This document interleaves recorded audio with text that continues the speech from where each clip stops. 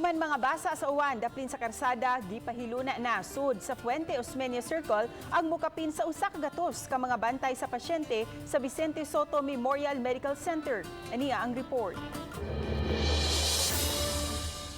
Nahawa na kining sidewalk nga kanhi gipunduhan sa mga watchers sa mga pasyente sa Vicente Soto Memorial Medical Center.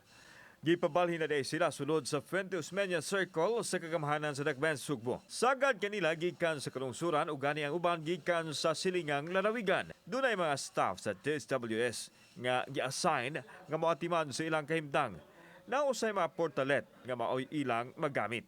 Samtang dunay gwardiya nakaposte nga maoy modawat sa tawag gikan sa tambalanan kun nagkinahanglan og watcher ang pasyente. Among serbisyo sir is sige gini siya sir kung kanos gini sila makuan di na mo sila biyaan.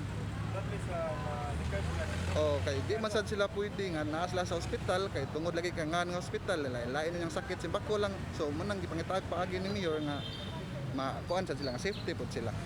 Si Christy Tuta Eliasar kansang bana nalandig sa tambalanan nakaginhawa og dako nga naa na sila'y kapasilungan ug libre pa ang pagkaon. Wala gumini nila pasagdi. Kitigaan guming may facility kay dito.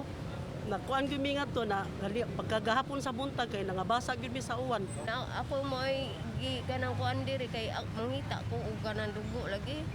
Para iabuno na niya sa iyang kwa kay niusos man yung hemoglobin.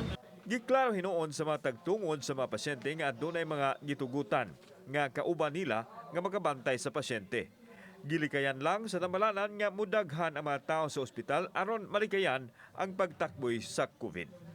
Wa pay nadawat nga official statement ang GMA Regional TV gikan sa management sa ospital human gipangayuan kagahapong adlaw. Kauban si Marlon Milgaso, ako si Alan Domingo. Balitang Bisdak.